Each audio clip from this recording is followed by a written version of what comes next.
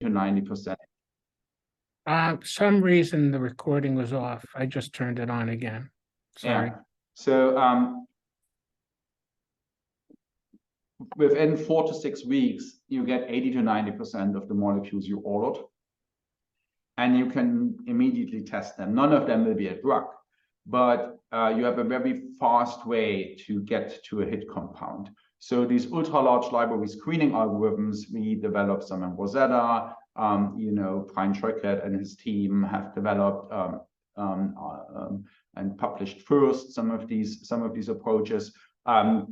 Allow us to sample a chemical space out of the, I don't know, 10 to the 60 is what people say is the drug-like chemical space. But we just sample within that space that is readily synthesizable and available on the fingertips. Your biochemical collaborator can test these compounds, and then only then you do your own medicinal chemistry, which, as many of you will know, is the most expensive part of drug discovery, right? Medicinal chemistry is where, when it gets really expensive, then we resynthesize the hits and start to derivatize to improve activity, reduce toxicity, and make sure we get to a proof molecule we can put into an animal. And so I think part of this AI revolution in structure prediction, and in parallel, the ultra-large library screening algorithms and these make-on-demand molecule libraries is rapidly changing how we approach development of molecular probes and possibly therapeutics, at least in academia, but I also see this happening in industry.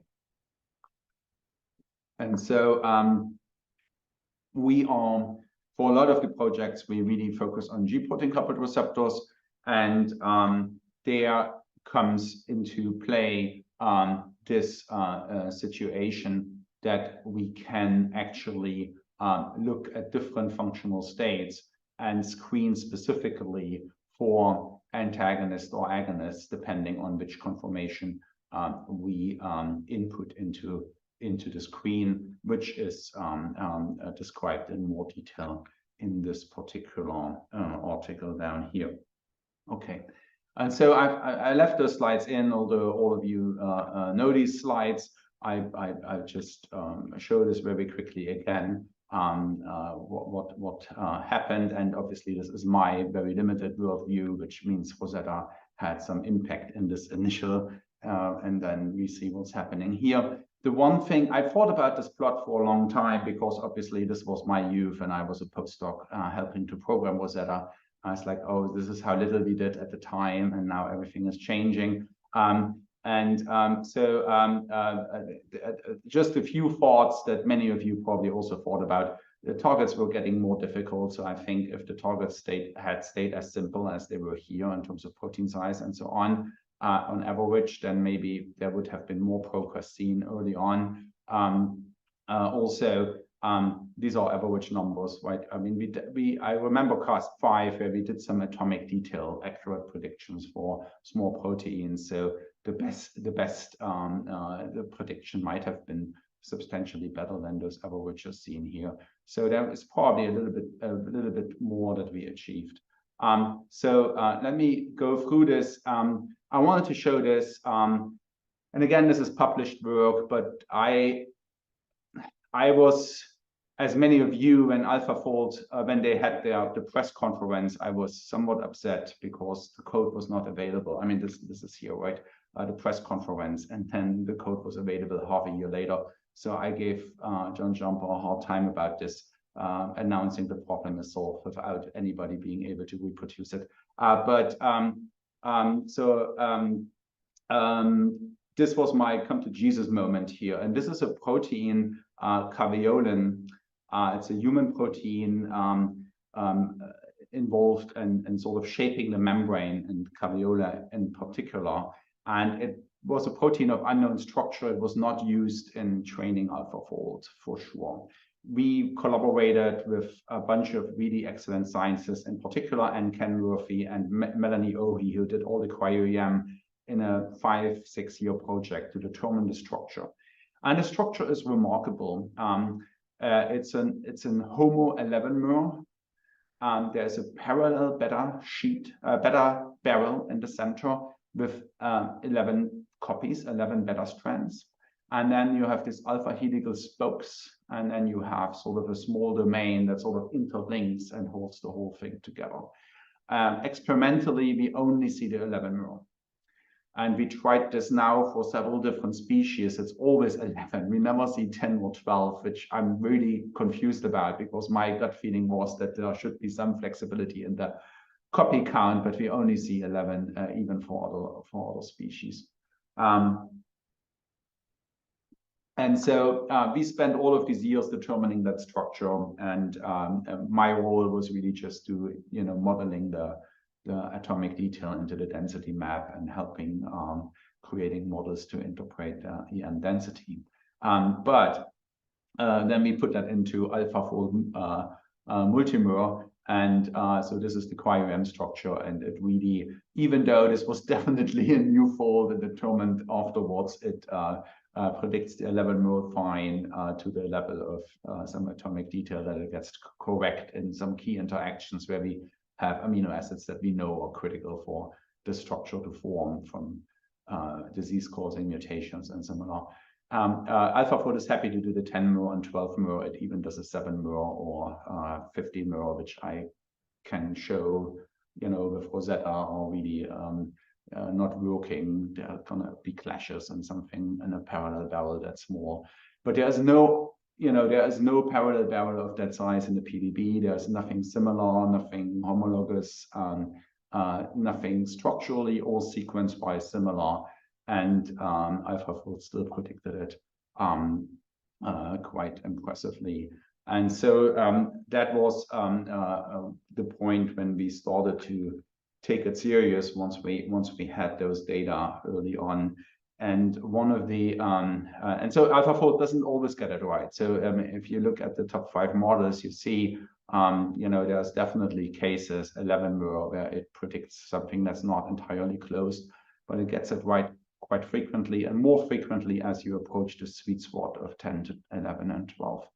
And so at this point, we got really interested in that question. Okay, how do we sample alternative conformations, because the 5 structures or whatever you get out of AlphaFold from defined input, they tend to be very similar. And obviously, working with Hassan Masharoub for many years, we were really interested in membrane proteins that are flexible. In particular, Hassan is interested mostly in transporters that need to change the conformation to transport the molecule. I have a strong interest in GPCRs for a number of drug discovery projects in Nashville and in Leipzig. And so we started to tinker with the multiple sequence alignment that we input. As obviously, if you think about it, for a transporter protein, a multiple sequence alignment will give you, or for any protein that changes conformation, the correlated evolution of residues is not necessarily a good predictor of contact, right? If the membrane protein is in an open to the inside conformation, you're going to see correlated evolution of residues on the top that might contact each other, and then it goes to open to the outside, and you have correlated evolution of residues at the bottom. And if you put all of these restraints in and say fulfill them all in the same time, you get a structure like this that is not necessarily physiologically relevant. And so you definitely, the information taken from the multiple sequence alignment about contacts needs to be interpreted with more care when the protein has large conformational changes. And in AlphaFold still gives you obviously reasonable models, but usually only one of the conformations heavily tilted to what templates are provided, and then also what templates it's trained on, what has been crystallized in the past. And then obviously from the multiple sequence alignment, you all know that extracting these correlated mutations is an extremely noisy business. And so the hypothesis here was just, if we tinker with the multiple sequence alignment, we might highlight certain contacts and down prioritize other contacts on the inside or the outside, changing the conformational state.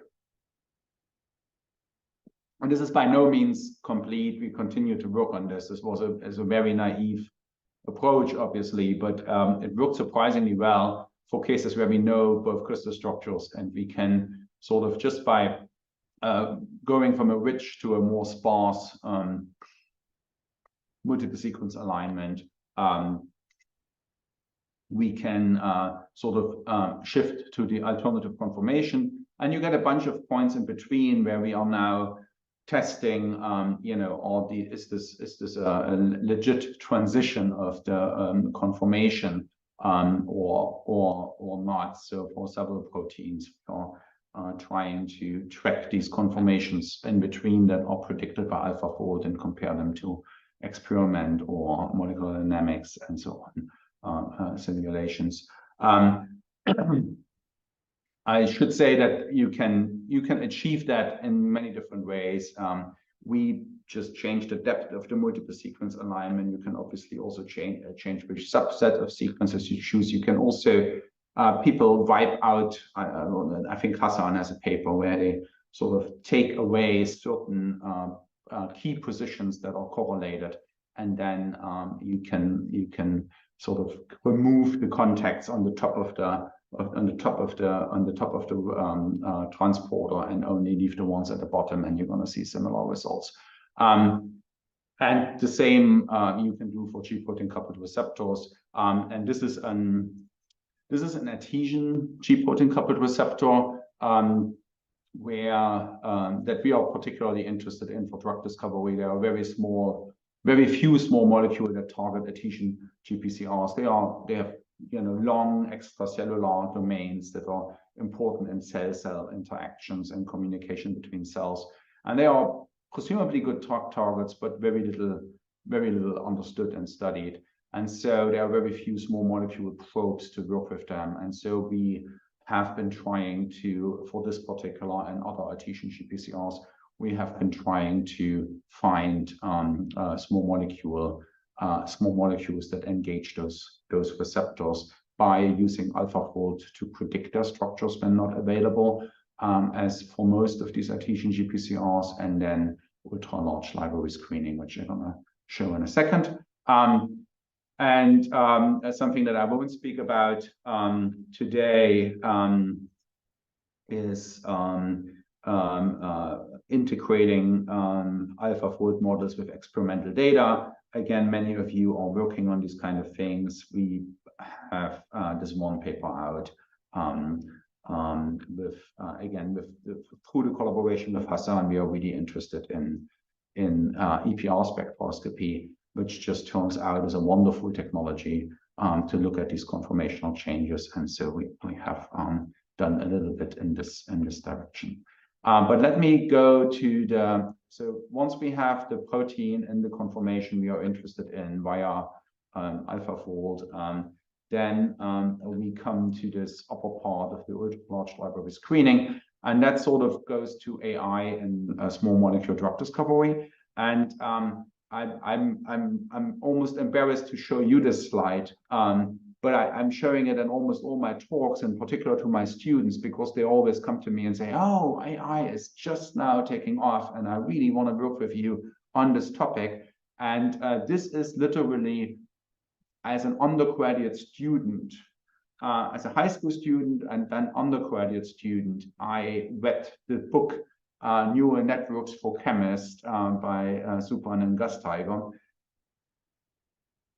And I programmed a freaking neural network and I think this is one of, if not the first publication, scientific publication I had. So this is a field we have been using neural networks for a long time, and sometimes it's important, also in protein structure prediction, it's important to remind people that this is not necessarily a brand new field. It's just now computers are strong enough and the models are the computer science models are complex enough to get to very exciting ideas and predictions. But many of the settings we are in are not data-rich settings, right? I mean, the big breakthroughs now, protein structure prediction, protein design, is where you have sheer infinite data. In biomedical research, biochemical research, often you're going to be limited in the data, and then it suddenly becomes important how you design your neural network and which model you choose. And I think there's a lot of research down the road where these experiences over the last 30 years gonna be important. And so this is just this is also, so this is whatever 10 years ago, and this was just a neural network screening for a drug that came up with a lead compound that ultimately made it into animal models and became the star molecule of that drug discovery program for anxiety and addiction, and that's a G protein-coupled receptor in the human brain. And so there are dozens of these examples in the literature where machine learning really had substantial input on small molecule drug discovery. But recently, as I said, I think the AI developments on the one side and the make-on-demand library developments on the other side really create this opportunity. And this is 2019 now. Brian Choykett, Brian Roth, John Irvine with this vision of ultra-large library docking. Meanwhile, there are a number of papers out there that sort of push in the same direction. Here they screened 500,000 molecules or so. Now we are at 50 billion. They found some nanomolar molecules, which still, this is a great paper. I love it. There were some, the disadvantages were that the scoring, it's not an AI docking, it's just using the program doc. And I think the scoring function had to be retrained with known actives, which you want to avoid, because if you already know active compounds, then you know, you don't, if you want to go to a new target like an adhesion GPCR where there's no small molecule known, you don't have the benefit of readjusting your scoring function. And so we have worked with Brian Choykett on one of these projects on one GPCRs, and that's the paper is written up and it should be submitted soon and should be on bioRxiv soon. But basically what we have been trying to do is come up with a pipeline that, I mean, another disadvantage was that the receptor was rather rigid in those studies. So we want to work with ensembles of conformations, and we want to ideally avoid pre-training our scoring function with known molecules. And we want the docking to be structurally flexible. And that's a strength of Rosetta, fully flexible ligand docking. That's the code that I started when I was a postdoc with David. So the backbone can move, the side chains can move, the small molecule is flexible, everything is flexible. And in 2015, we already showed with the computers at that time that we can actually quite rapidly and very short periods of time screen medium-sized libraries and of molecules. And with that, we now went ahead, and let me skip through that. We developed several algorithms. This is the most successful so far. So this is an evolutionary algorithm. We have from enamine, we have their recipes. We have all the chemical reactions and the substrates. And so we can, in the computer, we can span this field of 50 billion, but not that we have 50 billion molecules stored. We can sort of create them on the fly. And this allows us for, say, sort of a given chemical reaction. If the molecule AB scores well, then we can easily swap out one of the two reaction partners and create a molecule AC and look how it scores. And so this allows you to implement selection, recombination, also mutation of molecules by just recombining the reaction partners. And so you create a population of 100 molecules and let that population evolve in the enamine synthesizable space. So every molecule you get, you can order. And we run this with several populations. And so we don't actually dock all the 50 billion molecules that would still be prohibitive with this technology. But we can, in principle, reach every point of that chemical space. And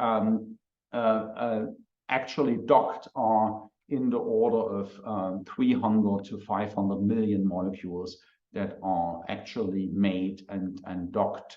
And here you see one trajectory where they are combined to form more molecules, or here is a mutation where just one of the reactants is swapped out, and it's a more minor change.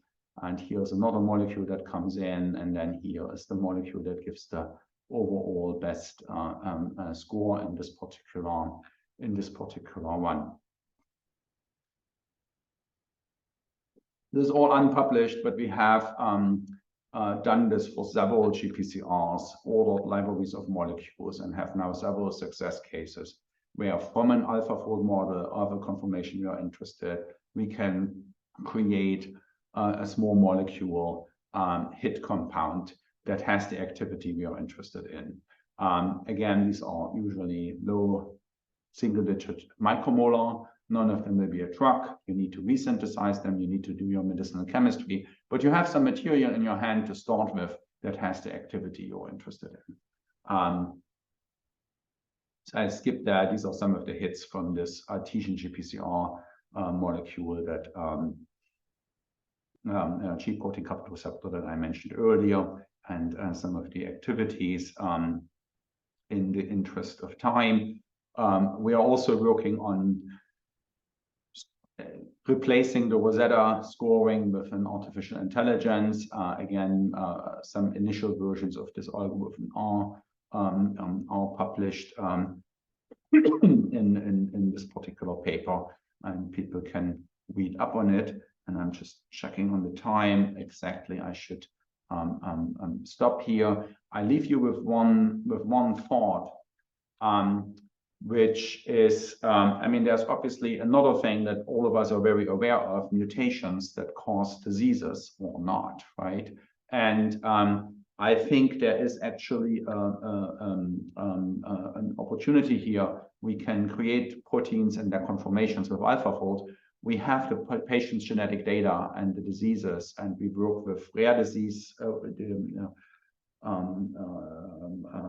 Center for Rare Diseases in Nashville, and then also with the Cancer Center, where they always come up with variants of unknown significance. And then how fast can you get from a new variant to a molecule that engages particularly this variant, could ultimately become a probe or even a therapeutic. And so we can screen very rapidly for molecules that are patient, variant, and protein conformation specific. And so that's sort of one of my dreams, that we can do that pipeline. And a few years ago, we went through the GPU hype, and now everybody is doing everything on GPUs, in particular with machine learning. Everybody's waiting for the quantum computers, but there are a lot of hardwares in between. So we work with people who develop a neuromorphic computer, and this has 10 million chips, 10 to the 14 connections, that the size of the human brain. You can simulate gigantic neural networks on that thing, and in an hour on this hardware with a simple neural network, in an hour we can actually screen the 50 billion one by one. We don't have to do any fancy pre-selection with a genetic or evolutionary algorithm. You can actually just screen them entirely. So there will be new hardware architectures coming that will allow some of those things to be sped up even much further than what we have today. I acknowledge the team that does that in Leipzig and also in Nashville, all the funding and all the collaborators that are willing to test our crazy computational predictions. And as I said, I probably should give time for questions next. but I have a couple of slides that could show you sort of the agreement of the EPR data with the AlphaFold ensemble predictions. Well, I think it'll be pretty interesting to see those results, but why don't we allow people to ask a few questions, and I'll try to save at least 5 minutes at the end so that before the hour, so you could show those results. I think that sounds quite interesting, but let's see if there are some questions people would like to bring up on the presentation.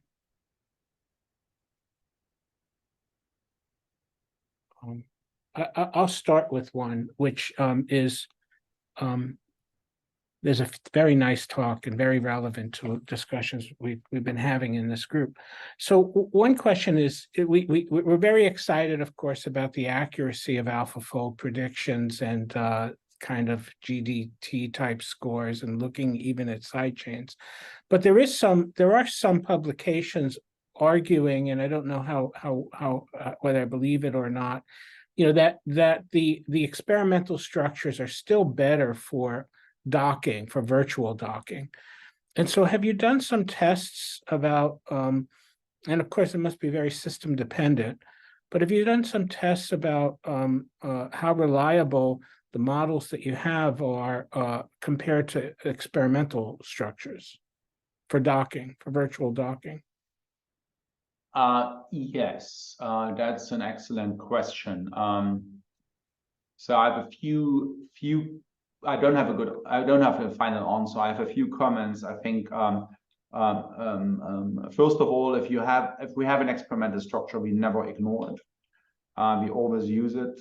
Secondly, we always go in with ensemble states for the protein, never with an individual crystal structure, even if there's one available. Third, we definitely had now multiple campaigns where we don't have a crystal structure and we just use the model and screen against it and we find molecules. And so I think the structural models are from AlphaFold and related are good enough to do the screening. We have anecdotal information that the hit rates might be slightly higher if you have experimental structural information. And then lastly, I mean, this all comes with a big grain of salt, which is just that I'm really focused on GPCRs, and we obviously have a lot of domain knowledge what to do and what not to do with GPCRs. And we know quite a lot about the conformations that we need to consider and how they change, and we can predict them quite well. So for proteins that are not as well studied as GPCRs, the situation might be much more true that you described, where the experimental structure performs much better. In GPCRs, there's just a ton of knowledge and a ton of templates, and so there's a lot of information that can be used. And there is also a lot of just sort of experience that goes probably into this. Thank you. It would be great to do a systematic study, but I haven't benchmarked. I haven't benchmarked that. I have one student who does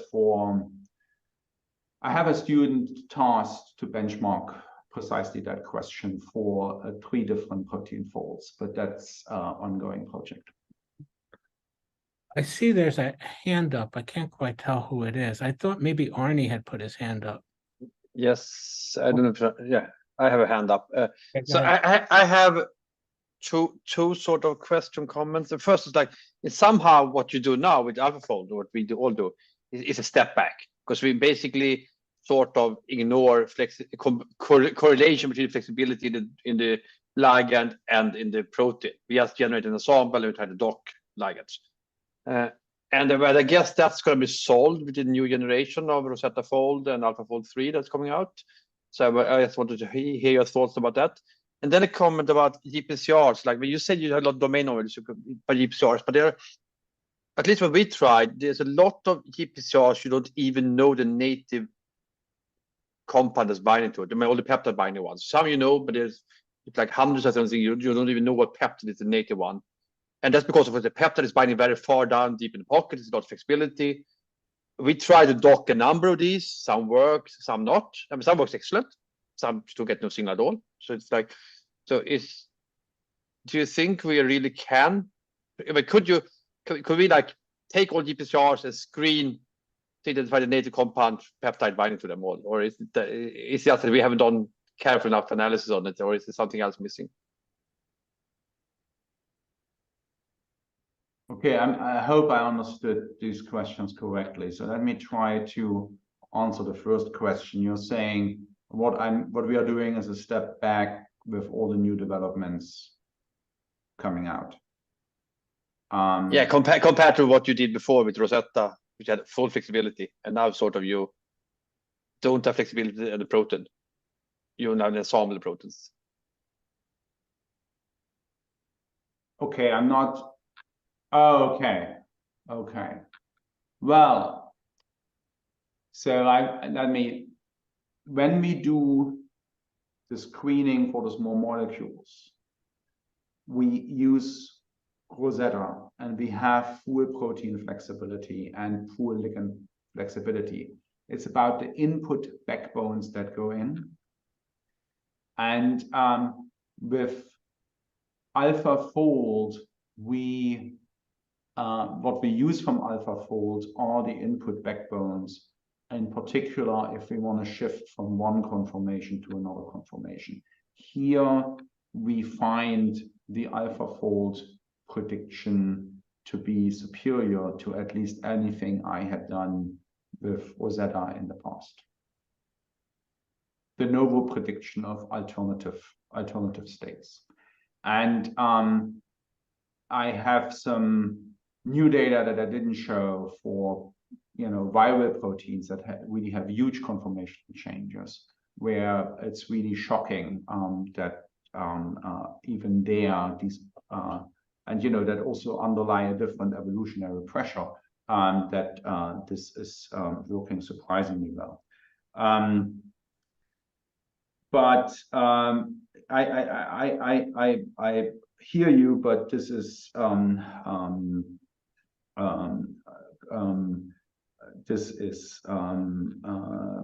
what I can say. Philosophically, in many ways, these days sometimes I feel like we are going a step back to make a larger step forward.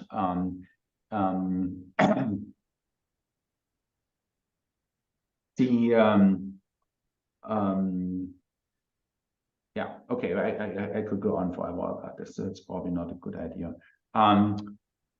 Your second question, I had difficulty understanding. You said there are a lot of GPCRs where not even the small molecule or the ligand is known. Sometimes there might be multiple ligands. But what was the question about this? I guess the question is, I wonder, can you predict ligands for all GPCRs, even the ones that have a big peptide binding far down deep in the pocket? Okay, is the question, can I predict the ligand, or is the question, can I predict an active conformation that has enough space for the I would say, could you identify the ligand? Could you screen for the ligand? And we are trying, but that this is very hard, right? Because it's much harder to screen for a very diverse set of compounds that are bioavailable compared to screening a drug like a library that is much more similar in properties. It's open. We have a project where a student is working on this, but it's too early to say anything definitive about that. But a lot of Oh, sorry. I see there's another hand raised, Monica Roth, Rutgers. Monica? Hi, I'm sorry if I missed it, but I was very interested in your EVO ligand program, and is it available for people to try? Because we had screened an enamine library and had some, very promising hits, but there was issues of solubility. And then we started to try to figure out how to extend it and make it more soluble, but then we weren't sure if it fit in with the enamine chemical synthesis. And it sounds Right. like this is exactly what we need to do to go forward. Right. So I have a few comments. The Revolt algorithm is within Rosetta. I'm not sure if you get the current licensed version, if it's already open, because the paper has not been published, because I'm editing it right now. But I can find out, and you can definitely have access if you want to try it. We have the same issue if we just screen enamine. You don't want to purchase your top 100 molecules. There We made that mistake. there are molecules in the enamine search, even though they should be drug-like, they are not. And these can be predicted.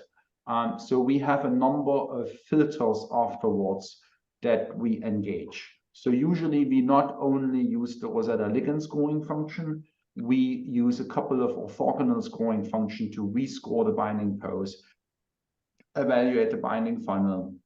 We have some filters that try to predict solubility, log P, and things like that. We have some forbidden fragments where, pains, RIOS, and similar, where we just throw out ligands. And actually, before we order any, the computer gives us 500, and this is down, then dwindle down to 100. We cluster them. We want to order dissimilar molecules, and everything goes. We work with whomever medicinal chemist we work with. We go through these molecules. The last step is going through them one by one by eye, and the medicinal chemists cross out things manually, which is unsatisfactory, but that's how it's currently happened. And I've worked with many medicinal chemists over the years. It's just the way it is. And so we usually have an eyeballing session to dwindle them out more, which is unsatisfactory, because it's nothing that you can put. Everything else I can put in a script, but this step is obviously rather subjective, but it happens. And yeah, so not every molecule in the 50 billion, even though they say they should be drug-like, there are molecules in there that you don't want to touch because they are too apolar. They have reactive groups. You know that there are going to be toxicity issues, etc., etc. And if you send me an email, I will put you in contact with the graduate student who developed Revolt, and we can make sure you get access to try that. Thank you. So Jens, you said you had a few more slides, and I think that may be very relevant because, of course, what we're interested in from the CASP perspective is how we might validate predictions experimentally, and also a very important area right now, as you're aware, is how do you use experimental data perhaps to guide the AlphaFold modeling. So yeah, why don't you go ahead? And also, because I missed the recording at the beginning, at some point before we're done, show your first couple of slides with the list of your papers so that that's included in the recording and people can find those papers later. But go ahead. Yeah, I can, and again, this is it's on bioRxiv, so you guys can all read it in detail. The question here was, does AlphaFold conformations tell us anything real about experimental conformational distributions? And so here, AlphaFold predicted distributions from these kind of ensemble sampling that I showed you, are the black dots, and obviously there's a lot of noise. And then the bars are data obtained from electron paramagnetic resonance spectroscopy. And I was just advocating that we should consider EPR as a technology to give us data. You see here, it gives you distances in all sorts of ranges. I mean, this is unfortunately, all of them are pretty short, but it goes up to 50 angstrom distributions if you want. And there are a lot of differences, but there are definitely some similarities between these distributions that come out of AlphaFold and EPR, and so the paper will have more detail on that, and then I show you something else. This is comparing a molecular. This is EGFR, a kinase domain simulation, active versus inactive. These active versus inactive. DNE as an MD simulation, and then FNG is the AlphaFold ensemble. And again, you see some similarities, some differences between these two plots. So this sort of goes, and obviously this is now not an experiment. This is obviously using MD as a benchmark. So, and in that case, that's probably not as applicable, but it's striking how similar these energy functions can look like coming out of AlphaFold, which obviously, at least for me, and then many in the field, this was one of the questions, right? Is there any biophysics in there? And probably some. It's not perfect. There are more examples in that paper. And let me do what you just asked me to do, and put up this first slide here. Let's see, do that. Yeah, and just, we're going to wrap up on the hour, but I would invite, if there's any other question that someone would like to ask, we have a couple more minutes. And so again, the Boltzmann distribution preprint is on bioRxiv. It's number 4. Well, Jens, that was great. I really appreciate the time and the presentation.